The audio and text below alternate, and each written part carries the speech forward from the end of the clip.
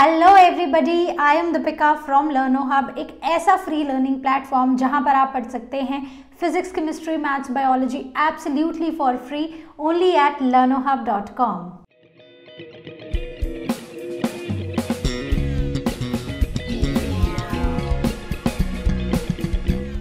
तो बच्चों, आज हम बात करने वाले हैं 2017 के सेट 2 एंड सेट 3 की।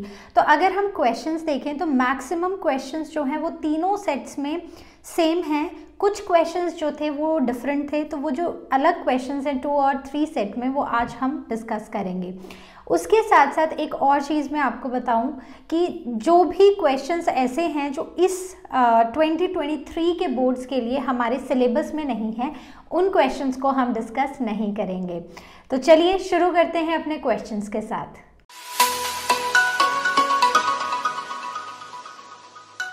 Question number 6 from set 2. So the question says, name the type of immunity the colostrum provides to a newborn baby. Write giving an example where this type of immunity should be provided to a person.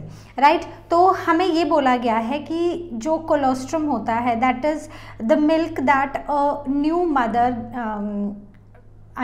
produces in the first few days, right? तो जैसे ही बच्चा पैदा होता है, पहले कुछ दिन जो दूध बनता है, so that is called colostrum, that is yellowish fluid। तो उसमें कौन सी इम्यूनिटी होती है, कौन से टाइप की इम्यूनिटी ये प्रोवाइड करता है हमारे न्यू बॉर्न बेबीज़ को। तो so the colostrum contains IgA which provides passive immunity to the newborn. तो आपको याद है हमने एक्टिव इम्यूनिटी पढ़ा था और पैसिव इम्यूनिटी पढ़ा था। पैसिव इम्यूनिटी का मतलब है कि आप डायरेक्टली एंटीबॉडीज़ जो हैं वो एक इंडिविजुअल के अंदर डाल देते हो। तो यहाँ पर भी क्या हो रहा है, मदर के मिल्क से एंटीबॉडीज़ डायरेक्टली बेबी के अंदर जा रही हैं, इसलिए ये कौन सी इम्यूनिटी हुई। So this is passive immunity. ऐसी इम्यूनिटी जो होती है, it is provided to a person by insertion of antibodies और antitoxins directly for a quick immune response, जैसे कि स्नेक बाइट के केस में या फिर टेटनस। सो ये कौन सी इम्यूनिटी है? So this is passive immunity. So I hope the question is clear. Question number 8. So the question says, write the binomials of two fungi and mention the products or the bioactive molecules they help to produce. तो हमें binomials मतलब कि हमें वो organism बताने हैं, मतलब वो दो फंजाई, उनके नाम बताने हैं, generic name and specific name, और हमें बताना है कि वो कौन से प्रोडक्ट्स या कौन से बायो एक्टिव मॉलिक्यूल्स को प्रोड्यूस करने में हेल्प करता है। तो Saccharomyces cerevisiae, so this is also called as baker's yeast, जो क्या बनाता है, एल्कोहल के प्रोडक्शन में हेल्प करता है। दूसरा एक और फंगस है, दैट इज एस्परजिलस नाइजर, जो कि सिट्रिक एसिड के प्रोडक्शन में हेल्प करता है। Then the last comes Trichoderma polysporum. So ये जो ट्राइकोडर्मा पॉलीस्पोरम है, ये इससे बनता है साइक्लोस्पोरिन ए। और लास्ट है Monascus purpureus, so this is statin, ये बनाता है statins. Purpureus, so it makes statin. ठीक है, तो अब अगर हम क्वेश्चन देखें ना, तो क्वेश्चन में हमें 2 ही बोला गया था। मैंने 4 इसलिए लिखे हैं कि कोई भी 2 आपको याद रह जाए।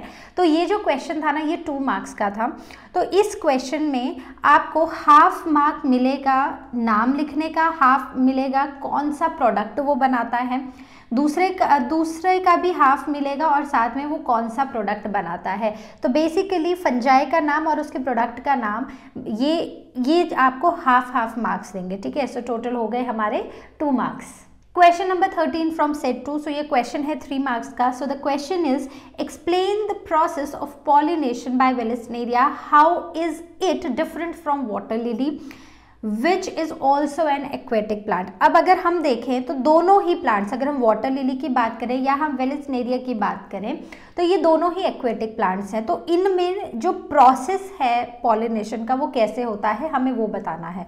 तो सबसे पहले हम वेलेस्नेरिया का पॉलिनेशन प्रोसेस बताएंगे। तो ये एक इसका जो पॉलिनेटिंग एजेंट है, क्योंकि हर एक वो प्लांट जिसमें transfer of pollen grains required होता है, वहाँ पर कोई ना कोई पॉलिनेटिंग एजेंट ज़रूर होता है। तो इसके केस में पॉलिनेटिंग एजेंट है वाटर, और जो फीमेल है जो फीमेल फ्लावर होता है it is basically submerged under water, ये वाटर के अंदर होता है, लेकिन जैसे ये मैच्योर होता है इसकी जो स्टॉक है वो लंबी होती है और जो फूल है वो एक्सपोज हो जाता है इनटू द एयर, ठीक है, ये पानी से ऊपर आ जाता है, सरफेस पर आ जाता है और उससे जो मेल फ्लावर्स हैं वो अपने पॉलन ग्रेन्स को रिलीज करते हैं इस वाटर के सरफेस पे और जो पॉलन ग्रेन्स हैं they reach the stigma of the flower and hence the pollination happens. वहीं पर अगर हम वाटर लिली की बात करें तो वाटर लिली भी एक एक्वेटिक प्लांट है, इसमें भी पहले सबमर्ज्ड होता है, धीरे धीरे ये सरफेस पे आता है और इसको पॉलिनेट करने वाले, इसके जो पॉलिनेटिंग एजेंट्स हैं वो वाटर नहीं है, वाटर करंट से पॉलन ग्रेन्स नहीं आते हैं बट विंड और इंसेक्ट्स जो हैं they are the pollinating agents. तो जैसे ही फ्लावर वाटर के ऊपर इमर्ज होता है विंड और इंसेक्ट्स के थ्रू क्या आते हैं, पॉलन ग्रेन्स आते हैं और वो स्टिग्मा पे लैंड करते हैं और पॉलिनेशन हो जाती है। सो आई होप दोनों का जो पॉलिनेशन का प्रोसेस है वो आपको समझ आया होगा। Question number 15 from set 2. So the question says, what is the disturbance in Hardy-Weinberg genetic equilibrium indicative of and explain how it is caused? तो ये जो हार्डी वेनबर्ग इक्विलिब्रियम हमने पढ़ा है तो इसमें अगर कोई भी डिस्टर्बेंस होती है, ठीक है, तो उसमें वो क्या इंडिकेट करता है, सबसे पहले तो ये बताना है और कौन सी चीज़ें ये कॉज करती हैं। तो जो हार्डी वेनबर्ग इक्विलिब्रियम है अगर उसमें कोई भी डिस्टर्बेंस हमें देखने को मिलती है तो इसका मतलब ये है कि there is change in frequency of alleles in a population, जिससे क्या होगा, which will result in evolution. अब कौन से फैक्टर्स हैं, क्या चीज़ें हैं जो इसे कॉज करती हैं? So basically there are 5 factors which are responsible for this disturbance in the Hardy-Weinberg genetic equilibrium।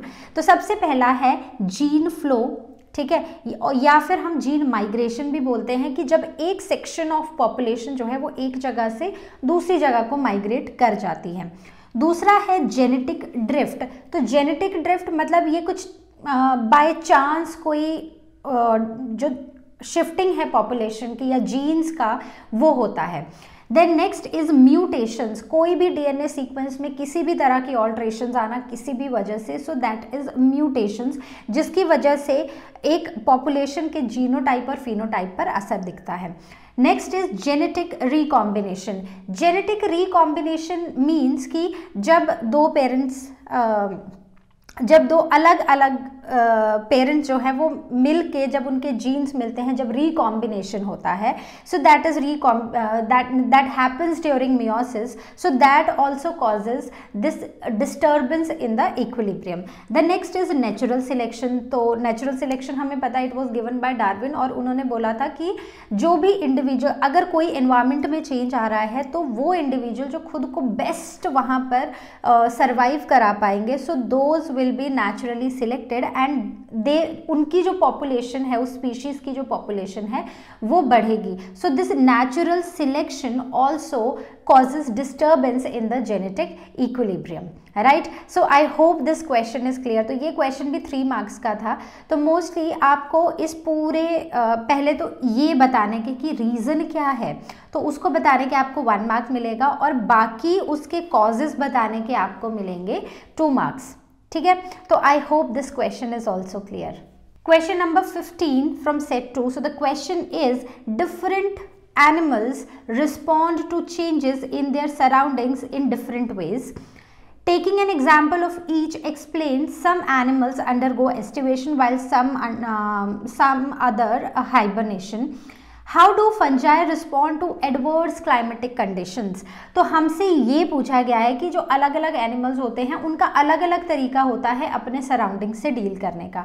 कुछ हमें एग्जाम्पल के साथ ये बताना है कि कुछ एनिमल्स जो हैं वो हाइबरनेट करते हैं, कुछ एस्टिवेट करते हैं, और फंजाई कैसे डील करता है इन एडवर्स कंडीशंस के साथ। तो हमें पता है कि कुछ ऐसे एनिमल्स होते हैं जो माइग्रेट कर जाते हैं, ठीक है। तो हमने बहुत सारे माइग्रेटरी बर्ड्स भी देखे हैं इंडिया में।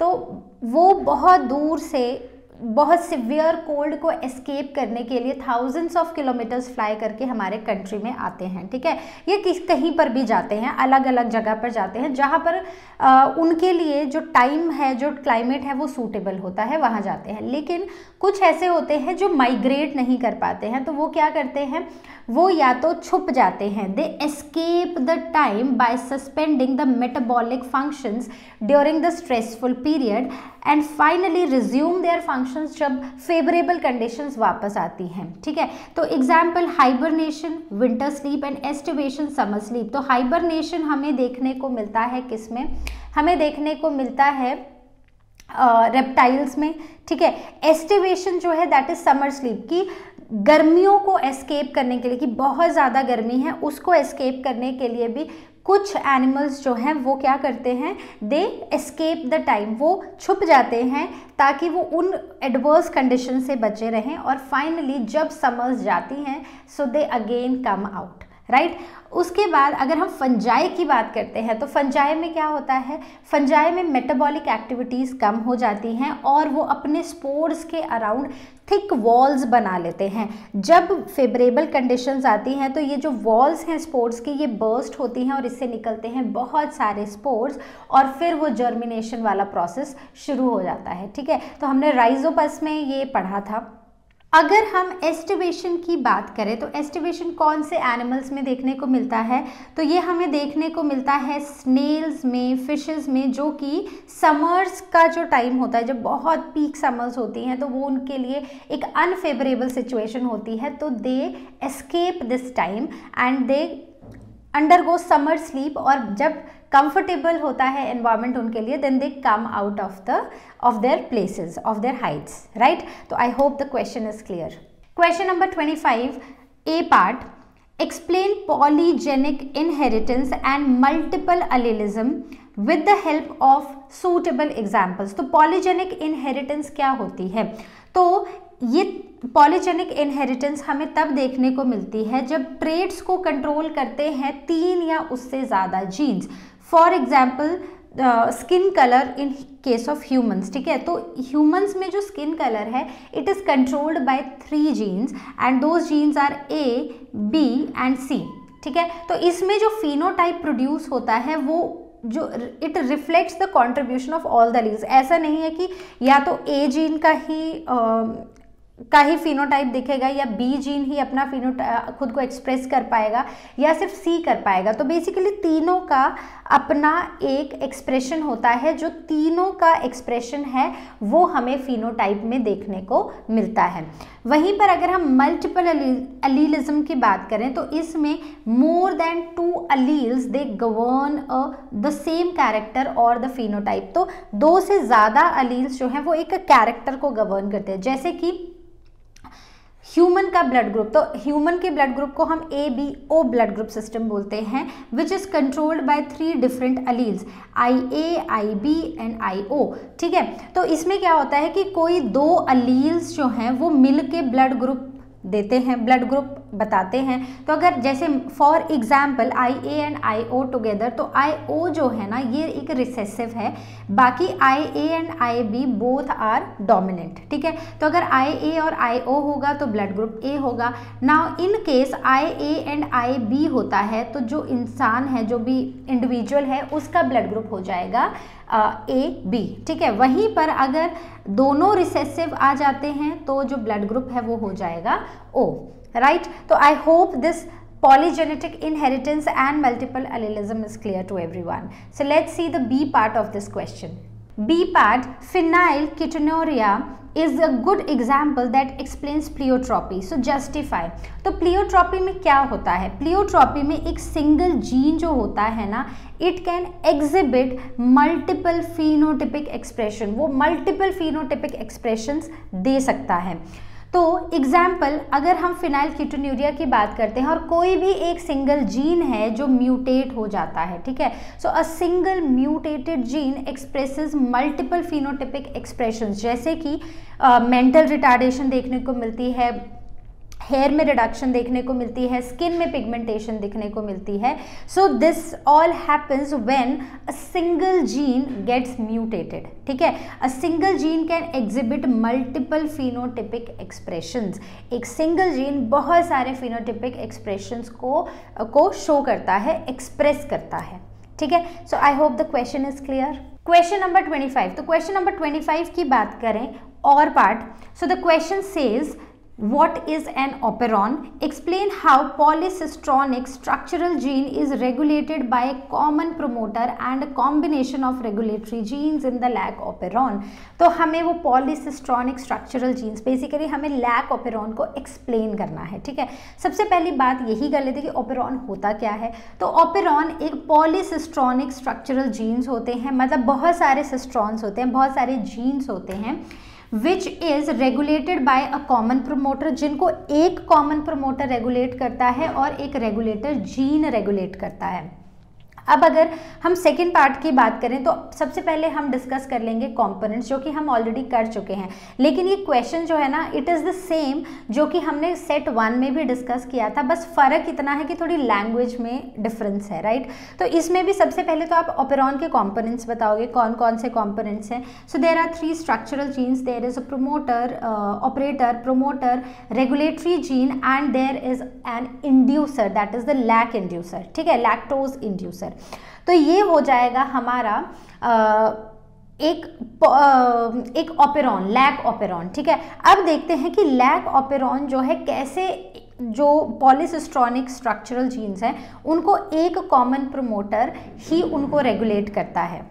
तो जो स्ट्रक्चरल जीन्स हमें लैक ऑपेरॉन में देखने को मिलती हैं, they are Z, Y and A. तो Z codes for beta galactosidase, Y codes for permease and A codes for transacetylase. ठीक है, तो मतलब कि फाइनली इन जीन से हमें ये प्रोटीन्स मिलेंगे. समझ आ गई. अब जो इसकी फंक्शनिंग है ये वही है जो हमने डिस्कस की थी, कब, सेट ए में. तो यहाँ पर आई जो है, आई इंड्यूसर नहीं है, ये बेसिकली इनहिबिटर है.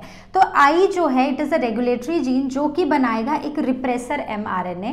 रिप्रेसर mRNA बना है तो इसके बाद प्रोटीन भी ज़रूर बनेगा, तो ये हो जाएगा हमारा रिप्रेसर प्रोटीन. ठीक है, अब ये जो रिप्रेसर प्रोटीन है ये जाके हमारे ऑपरेटर रीजन पे बाइंड कर जाएगा.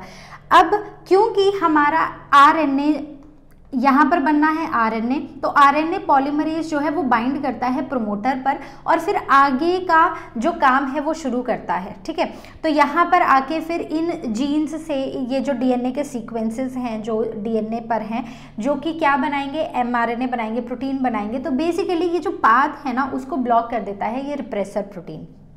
अब ये कंडीशन तो तब है ना जब हमारे पास इंड्यूसर नहीं है. बेसिकली लैक ऑपेरॉन की बात करें तो हमारे पास लैक्टोज इंड्यूसर है. अब इस केस में लैक्टोज प्रेजेंट ही नहीं है. जब लैक्टोज प्रेजेंट होगा तो क्या होगा, तो यहाँ पर जो आई जीन है वो mRNA तो बनाएगा, repressor mRNA, repressor mRNA repressor protein भी बनाएगा. लेकिन क्योंकि इंड्यूसर है तो इंड्यूसर बाइंड कर जाएगा इस रिप्रेसर प्रोटीन से और ये रिप्रेसर प्रोटीन ऑपरेटर पे जाके बाइंड नहीं कर पाएगा. तो यहाँ पर क्या होगा, जब RNA पॉलीमरेज आके प्रोमोटर पर बाइंड करेगा तो वो आगे के जो जीन्स हैं उनके ट्रांसक्रिप्शन करना शुरू कर देगा. तो ट्रांसक्रिप्शन से हमें लैक mRNA मिलेगा. ठीक है, mRNA से हमें तीनों प्रोटीन्स मिल जाएंगे by the process of translation. तो आपको यही चीज़ इस क्वेश्चन में एक्सप्लेन करनी है. So I hope this question is clear to everyone. तो अब हम आ जाते हैं सेट 4 में. तो सेट 4 का क्वेश्चन 2 डिफरेंट था. So what was that question. So BT toxins are released as an inactive crystals in bacterial body. ठीक है, तो जो BT टॉक्सिन्स है ना जब वो बैक्टीरिया की बॉडी में रिलीज होते हैं ना, so they are inactive. Right, so what happens to it in the cotton bollworm body that it kills the bollworm. तो जब वो इंसेक्ट की बॉडी में जाते हैं तो क्या होता है कि इंसेक्ट मर जाता है. तो अब देखो BT टॉक्सिन जो है ना वो बेसिकली एक इनएक्टिव टॉक्सिन है. सबसे पहले वो कन्वर्ट होता है इनटू एन एक्टिव टॉक्सिन. ठीक है, जब ये BT टॉक्सिन, अब हमारा पास BT टॉक्सिन है, ये कहाँ पर था, ये था हमारे बैक्टीरिया में, ठीक है। अब बैक्टीरिया में ना ये इनएक्टिव फॉर्म में था। जब ये टॉक्सिन इंसेक्ट के अंदर एंटर कर जाता है तो ये क्या हो जाता है, ये एक्टिवेट हो जाता है। एक्टिवेट होने पर क्यों होता है एक्टिवेट, क्या रीजंस हैं वहाँ पर जाके एक्टिवेट होने के, तो जब ये गट में जाता है इंसेक्ट की तो वहाँ पर होता है अल्कलाइन पीएच। अल्कलाइन पीएच की वजह से ये एक्टिव हो जाता है और ये सॉल्युबलाइज कर देता है क्रिस्टल्स को, ठीक है। अब ये जो एक्टिवेटेड टॉक्सिन होता है ना, ये गट में, जो इंसेक्ट की गट है ना, उसमें ना ऐसे पोर्स बना देता है उसकी एपिथेलियल सेल्स में, जिसकी वजह से स्वेलिंग हो जाती है और लाइसिस हो जाती है, ठीक है। तो उसके जो मिड गट है उसमें स्वेलिंग देखने को मिलती है और लाइसिस देखने को मिलती है, मतलब ब्रेकडाउन, और finally this kills the worm, ठीक है। वो जो वर्म है उसको वो फाइनली मर जाता है। क्लियर? तो I hope this question is clear to everyone. चलिए देखते हैं अपना next question. Next is question number 7, that was different. So the question is, give the binomials of two types of yeast and the commercial bioactive products they help to produce. तो basically हमने पढ़ा था पहले fungi, तो fungi क्या है, fungi मतलब east क्या है, ईस्ट इज ऑल्सो फंजाई, ठीक है। तो हमें कोई भी दो ईस्ट बताने हैं। सबसे पहला ईस्ट है सेक्रोमाइसिस सेरेविसिया, जो हमने सेट 2 में भी पढ़ा था, तो वो क्या बनाता है, इथेनॉल। फिर हमने पढ़ा था मोनास्कस परप्यूरस, जो बनाता है statin. Clear? Question number 9 from set 3. So the question says, how many cells are present in pollen grains at the time of their release from anther and name the cell. तो कितने cells present होते हैं एक pollen grain के अंदर जब वो release होता है anther से, और हमें उन cells के नाम बताने हैं। तो अगर आपको याद हो, हमने लास्ट सेट में भी डिस्कस किया था कि या तो जो पॉलिन ग्रेन है वो रिलीज होता है 2 सेल्ड स्टेज पे या फिर 3 सेल्ड स्टेज पे, ठीक है। मैक्सिमम 2 सेल्ड स्टेज पे रिलीज होते हैं और अराउंड 40% जो है वो 3 सेल्ड स्टेज पे रिलीज होते हैं। तो जो 2 सेल्ड स्टेज होती है उसमें जो सेल्स होते हैं, एक होता है बड़ा सा वेजिटेटिव सेल और उसके साइटोप्लाज्म में फ्लोट करता हुआ एक जेनरेटिव सेल। वहीं पर 3 सेल्ड स्टेज में क्या होता है, एक बड़ा सा वेजिटेटिव सेल होता है और उसके अंदर होते हैं 2 मेल गैमीट्स। क्लियर? तो आई होप ये क्वेश्चन क्लियर हुआ होगा। बहुत ही सिंपल क्वेश्चन था। देखते हैं अपना next question. Question number 10 from set 3. So the question says, name the group of cells the HIV enters after getting into the human body. तो हमें उन सेल्स का नाम बताना है जिसमें HIV ह्यूमन बॉडी के अंदर जाने के बाद उन सेल्स को अफेक्ट करता है। दूसरा, what happens in the cell and what are these cells subsequently referred to. तो ये सेल्स को क्या होता है और बाद में इन सेल्स को बोला क्या जाता है, and name the next group of cells the HIV attacks from here. ठीक है, तो उसके बाद वो किनको अटैक करता है। तो अगर इस क्वेश्चन को देखो ना, ऑलमोस्ट 4 चीज़ें पूछी गई हैं और ये जो क्वेश्चन है ना, ये सिर्फ 2 नंबर का है। रिमेंबर, तो इसका मतलब क्या हुआ, हाफ मार्क आपको मिलेगा ये ग्रुप ऑफ सेल्स बताने का, हाफ मिलेगा कि उन सेल्स को होता क्या है, हाफ मिलेगा कि बाद में उनको हम बोलते क्या है, और हाफ मार्क आपको मिलेगा कि उसके बाद कौन से सेल्स अफेक्ट होते हैं। ठीक है, तो सबसे पहले जैसे ही HIV एंटर करता है ह्यूमन की बॉडी में, तो HIV इन्फेक्ट करता है मैक्रोफाजिस को। तो ये मैक्रोफाजिस लिखने का आपको आधा नंबर मिलेगा, राइट। उसके बाद जो RNA होता है, जो वायरस का RNA होता है, वो वायरस के DNA में ट्रांसफॉर्म हो जाता है बाय रिवर्स ट्रांसक्रिप्शन, और जो एंजाइम इन्वॉल्व होता है वो होता है रिवर्स ट्रांसक्रिप्टेज। ये जो वायरल DNA होता है ये होस्ट के DNA के साथ मिल जाता है और बाद में होस्ट की मशीनरी को यूज़ करता है, उसके रॉ मटेरियल को यूज़ करता है, और फिर ये जो इसी मशीनरी को इन्फेक्ट करना शुरू कर देता है वायरस के पार्टिकल्स बनाकर। ठीक है, और जो मैक्रोफाजेस होते हैं वो वायरस के पार्टिकल्स बनाते रहते हैं और फाइनली इनको हम बोलते हैं HIV फैक्ट्रीज। ठीक है, तो ये लिखने का हाफ मार्क, और ये जो मैंने जैसे पॉइंट्स में ऐसे लिखा है, आप इसको और शॉर्ट में करके लिख सकते हो। ठीक है, तो ये लिखने के कि वायरस एंटर हुआ, वो वायरस RNA एंटर हुआ, वो DNA में कन्वर्ट हुआ by the enzyme reverse transcriptase, फिर ये जो वायरस का डीएनए था ये होस्ट के डीएनए के साथ इनकॉर्पोरेट हुआ और यहाँ पर बहुत सारे वायरस के पार्टिकल्स बनने लग गए और फाइनली जो मैक्रोफेजेस है ना वो बनाते गए वायरस के पार्टिकल्स को और यहाँ पर इनको बोला गया HIV फैक्ट्रीज। क्लियर। अब इसके बाद मैक्रोफेजेस को पहले इन्फेक्ट किया, उसके बाद वो किसको इन्फेक्ट करते हैं? So their second target is T lymphocytes. So the next they target is T lymphocytes. तो T lymphocytes लिखने के भी आपको आधा नंबर मिलेगा। तो I hope the question is clear to everyone.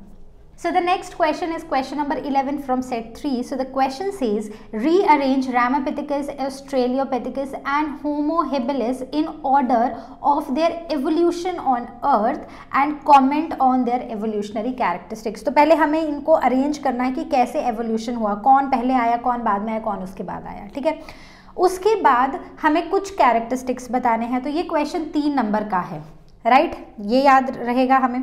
अब इस क्वेश्चन में देखो हम कैसे करेंगे। सबसे पहले तो हम अरेंजमेंट लिखेंगे। तो कैसे, सबसे पहले रामापिथिकस था, उसके बाद वो ऑस्ट्रेलिया में थे, ठीक है, सो ऑस्ट्रेलियोपिथिकस, और उसके बाद आए होमो हेबिलिस। तो मतलब ये जो होमो वाले ना, होमो हेबिलिस, होमो सेपियंस, ये तो बिल्कुल ही फॉरवर्ड मतलब रिसेंट वाले स्पीशीज हैं, राइट। सो सबसे पहले थे रामापिथिकस, फिर Australopithecus and then finally Homo habilis, sorry Hobo नहीं, होमो हेबिलिस। ठीक है, तो अब हम इनके कैरेक्टरिस्टिक्स को लिखेंगे। तो कैरेक्टरिस्टिक्स रामापिथिकस के कोई भी दो आप बस लिख देना इस क्वेश्चन में। ठीक है, तो ये जो थे they were hairy and they walked like as a gorilla, right, and more like a man. और ये ज़्यादा मतलब एक जैसे आज हम हैं थोड़े से वैसे दिखाई देते थे। Australopithecus they started hunting with stones and they ate fruits, और वो फ्रूट्स खाते थे।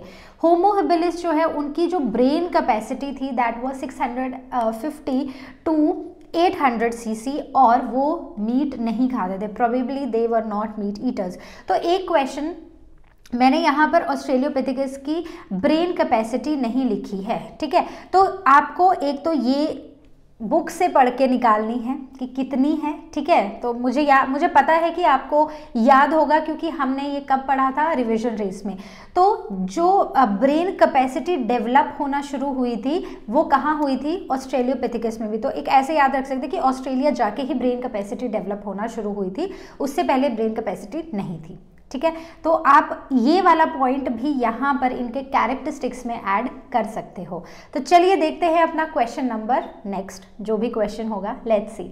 Question number 19. So the question A part, trace the development of an endosperm after fertilization with the reference to coconut. तो हमें endosperm की development बतानी है fertilisation के बाद विद रेफरेंस टू कोकोनट।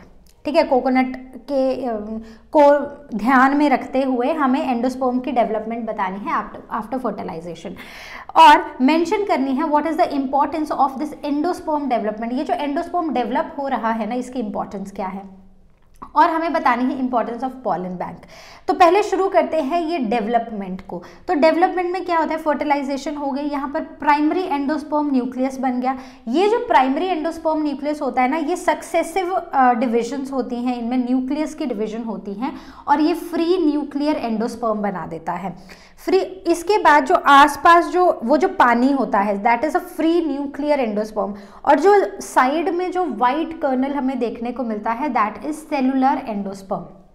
ठीक है, तो एंडोस्पर्म जो होता है ना, it is filled with abundant food reserve. तो हो क्या रहा है, बेसिकली हो ये रहा है कि वहां पर सक्सेसिव न्यूक्लियर डिविजन्स हो रही हैं, राइट।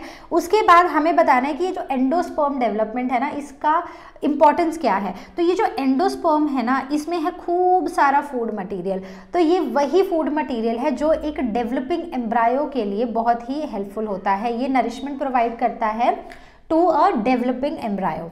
उसके बाद पॉलन बैंक की इंपॉर्टेंस। तो पॉलन बैंक मतलब कि जहाँ पर बहुत सारे पॉलन स्टोर हैं। अब ये जो पॉलन बैंक है ना, यहाँ पर स्टोरेज होती है या फिर क्रायो प्रिजर्वेशन होती है पॉलन्स की। ठीक है, so that they could be use for crop breeding programmes. तो पॉलन्स को हम स्टोर करके रख सकते हैं और साथ में हमें स्टोर करेंगे तो ऑब्वियसली उनकी डिटेल्स भी हम कहीं ना कहीं लिखेंगे। तो हम क्रॉस पॉलिनेशन के लिए क्रॉप ब्रीडिंग प्रोग्राम्स में हम इन पॉलिन्स का यूज़ कर सकते हैं। सूटेबल पॉलिन से जाके किसी प्लांट के स्टिग्मा को पर जाके उन पॉलिन्स को डस्ट कर सकते हैं, जिससे कि हमें अपने डिजायर्ड प्लांट्स मिल सके। तो I hope this question is also clear. Question number 24. So the question is, a pea plant bearing axial flowers is crossed with a pea plant bearing terminal flowers. ठीक है, so a cross is carried out to find the genotype of the pea plant bearing axial flowers. अब इसमें एक चीज हमें पता है कि जो axial flowers है ना, that is a dominant trait, और जो terminal flower की position है that is a recessive trait. तो हमें एक क्रॉस करना है to show the and show the conclusion you arrive at. तो अब हमें क्या करना है, हमें एक एक्सियल फ्लावर जो है उस पेरेंट का हमें मतलब एक्सियल जो है वो एक डोमिनेंट ट्रेट है, तो अब उसका जो जीनोटाइप है ना वो कैपिटल ए स्मॉल ए भी हो सकता है, वो कैपिटल ए भी हो सकता है। तो हमें जीनोटाइप निकालना है।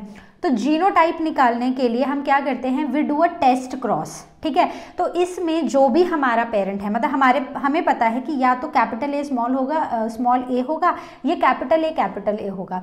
तो इन दोनों को हम क्रॉस कराएंगे किसके साथ, एक रिसेसिव पेरेंट के साथ, दैट इज स्मॉल ए के साथ। इन दोनों को इंडिविजुअली हम क्रॉस कराएंगे, तो उससे हमें ये पता चल जाएगा कि वो जो इंडिविजुअल है, जो प्लांट है, क्या वो होमोजाइगस है या वो हेटेरोजाइगस है।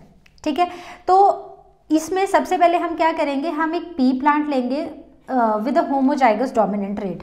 तो या तो ऐसा होगा कैपिटल ए स्मॉल ए। तो हमें पता है कि इस सिचुएशन में क्या होगा, इस सिचुएशन में हमारे पास ये आएगी हमारी F1 जनरेशन।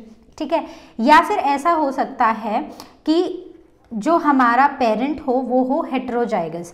तो हेटेरोजाइगस जो है, जब हम इसको क्रॉस कराएंगे तो हमारे पास ये गैमीट्स आए। अब ये जो हमारे गैमीट्स हैं, जब हम इनको क्रॉस कराएंगे और अब हम F1 जनरेशन को देखेंगे तो क्या होगा, तो कैपिटल ए और स्मॉल ए। ठीक है, तो अगर F1 जनरेशन जो है हमारी, अगर उसमें सारे प्लांट्स टॉल आते हैं, ठीक है, तो इसका मतलब ये हुआ कि ये जो एक्सियल फ्लावर पोजीशन है ना इस पी प्लांट की, इसमें हमारे पास होमोजाइगस डोमिनेंट ट्रेट है, मतलब कि उसका जीनोटाइप है कैपिटल ए। ठीक है, अब दूसरी चीज़, अगर उस प्लांट जब हम टेस्ट क्रॉस करेंगे, अगर F1 जनरेशन में हमारे पास ना मिक्स ऑफ प्लांट्स आते हैं कि कुछ एक्सियल पोजीशन वाले आते हैं, कुछ टर्मिनल पोजीशन वाले आते हैं, मतलब 50-50% बेसिकली हमारी रेशो रहती है। तो इसका मतलब कि वो जो पेरेंट प्लांट जिसकी हम बात कर रहे थे उसका जीनोटाइप था कैपिटल ए, वो एक हेटेरोजाइगस ट्रेट था। ठीक है, वो हेटेरोजाइगोट था। क्लियर? तो आई होप ये ए पार्ट आपको क्लियर हुआ होगा कि हम इसको सॉल्व कैसे करेंगे। तो चलिए देखते हैं इसका बी पार्ट। बी पार्ट से state the Mendel's law of inheritance that is universally accepted. हमें वो लॉ बताना है मेंडल का जो कि यूनिवर्सली एक्सेप्ट हुआ है। So that is the Mendel's law of segregation, जो ये बोलता है कि अलील्स जो हैं वो एक दूसरे से सेग्रीगेट होते हैं या सेपरेट होते हैं जब गैमीट्स की फॉर्मेशन होती है। ठीक है, अगर हमारे पास है एक ए है एक बी है, यहाँ पर ए है बी है, तो अब जब गैमीट्स बनेंगे तो ऐसा नहीं होगा कि ये दोनों ए बी हमेशा साथ में चलेंगे, ये सेपरेट अलग अलग गैमीट्स हमें देखने को मिलेंगे। ठीक है, so these alleles they separate at the time of gamete formation such that gametes receive only one of the two factors, मतलब only one of the two factors और only one of the two alleles। या तो gamete में ये अलील आएगा या ये आएगा या ये आएगा या ये आएगा, मतलब ऐसा नहीं है कि ए और बी गैमीट में हमेशा साथ में ही आएंगे। ए के साथ बी भी हो सकता है, स्मॉल ए के साथ कैपिटल बी भी आ सकता है। So this is the law that was universally accepted. Question number 24 में एक और पार्ट था, और पार्ट ये था कि absence of lactose in culture medium affects the expression of lac operon in E coli, why and how. तो हमें वो एक्सप्लेन करना है कि जब हमारे लैक ऑपेरॉन में, ई कोलाई में, जब लैक्टोज नहीं होता है, जब ये इंड्यूसर एब्सेंट होता है, तो कैसे वो लैक ऑपेरॉन को इफेक्ट करता है। तो बेसिकली हमें ये जो फर्स्ट हाफ है ना, जो हम ऑलरेडी डिस्कस कर चुके हैं, आपको सिर्फ ये ही एक्सप्लेन करना है, क्योंकि लैंग्वेज थोड़ी डिफरेंट थी, तो आई थॉट मैं आपको सिर्फ ये क्वेश्चन का मतलब समझा दूँ, ठीक है। तो यहाँ पर होगा क्या, आपको इसको एक तो ये ऐसे बनाना है, ठीक है, ये जो फर्स्ट हाफ है ये बनाना है, और दूसरा आपको इसको इन वर्ड्स भी लिखना है, क्योंकि ये है 4 नंबर का क्वेश्चन। व्हाई एंड हाउ, ये सारे आंसर्स आपको, और एक्सप्लेन, ये सारा आपको लिखना पड़ेगा, ठीक है। तो you will write something like this कि I gene is a regulator gene, वो बनाएगा रिप्रेसर mRNA, रिप्रेसर mRNA बनाएगा रिप्रेसर प्रोटीन, और ये जो रिप्रेसर प्रोटीन है ये जाके हमारे ऑपरेटर पर बाइंड कर जाएगा। जब ये ऑपरेटर पर बाइंड करेगा तो वो आरएनए पॉलीमरेज जो कि प्रमोटर पर बाइंड है, ठीक है, ये वाला जो mRNA है, ये वाला जो प्रमोटर है, ये ट्रांसक्रिप्शन को इनिशिएट नहीं कर पाएगा, क्योंकि इसका यहाँ पर जो पाथ है वो हिंडर्ड है, ठीक है। अब क्या होगा कि फर्दर जो ट्रांसक्रिप्शन है और ट्रांसलेशन है वो नहीं होगी, मतलब प्रोटीन्स जो हैं वो नहीं बनेंगे, राइट। तो ये पूरा आपको अच्छे से एक्सप्लेन करके इस आंसर में लिखना है। So I hope the question is clear. Question number 24 का बी पार्ट है, write any 2 ways in which the gene expression is regulated by eukaryotes. तो हमें कोई भी वो 2 तरीके बताने हैं जिसमें जीन एक्सप्रेशन जो है वो रेगुलेट होता है यूकैरियोट्स में। तो ये जीन एक्सप्रेशन के रेगुलेट होने की क्या बात है, मतलब कि जो जीन एक्सप्रेशन है ना, ये जो जीन्स जब एक्सप्रेस करते हैं तो ये ही क्या बनाते हैं, ये बनाते हैं पॉलीपेप्टाइड्स, ठीक है, सिंपल। नाउ ये जो मैकेनिज्म होता है, इसी से स्विच ऑन या स्विच ऑफ होता है of the genes as per the cell requirement. मतलब अब ये जो हमारे ऑपेरॉन्स है, क्या ऑन होना है या ऑफ होना है, वो डिपेंड करता है कि सेल की क्या रिक्वायरमेंट है उस टाइम पर। तो उसी हिसाब से ये जो जीन एक्सप्रेशन का मैकेनिज्म है ये चलता है, राइट। तो इसको रेगुलेट करने के ना वैसे 4 लेवल्स हैं, लेकिन हमें सिर्फ 2 ही बताने हैं। तो पहला जो लेवल है या पहला जो तरीका है, that is transcriptional level, transcription के लेवल पर जहां पर प्राइमरी ट्रांसक्रिप्ट बनता है। और दूसरा हम लिख सकते हैं प्रोसेसिंग लेवल पर, जहां पर रेगुलेशन होती है स्प्लाइसिंग की। स्प्लाइसिंग हमें पता है क्या होता है स्प्लाइसिंग, जब हमारे mRNA से mRNA बन गया है, इस mRNA में कुछ कोडिंग सीक्वेंसेस होते हैं, कुछ नॉन कोडिंग होते हैं। तो इंट्रॉन्स जो होते हैं वो नॉन कोडिंग होते हैं, जो प्रोटीन्स के लिए कोड नहीं करते हैं, और वो बेसिकली इंटरवीनिंग सीक्वेंसेस होते हैं, इंटरफेयरिंग सीक्वेंसेस होते हैं। तो हम mRNA के सीक्वेंस से इंट्रॉन्स को हटा के एक्सॉन्स को आपस में ज्वाइन कर देते हैं, ठीक है। तीसरा तरीका होता है जब ये mRNA जो है ये ट्रांसफ़र होता है फ्रॉम न्यूक्लियस टू साइटोप्लाज्म, ताकि वो राइबोसोम्स पे जा सके और प्रोटीन्स की फॉर्मेशन हो सके। और लास्ट लेवल होता है, लास्ट तरीका होता है, that is translational level, translation के लेवल पर जो रेगुलेशन होती है, ठीक है। सो आई होप ये जो अलग अलग तरीके हैं of gene expression in eukaryotes, they are very much clear to you. तो आई होप जितने भी क्वेश्चंस आज हमने डिस्कस किए हैं वो आपको हुए होंगे क्रिस्टल क्लियर। तो अब हम मिलेंगे अपनी नेक्स्ट वीडियो में, जहां पर हम 2018 को डिस्कस करेंगे। So till then take care and I see you next time. And as you all know, Learnoo have free है पर बेस्ट है।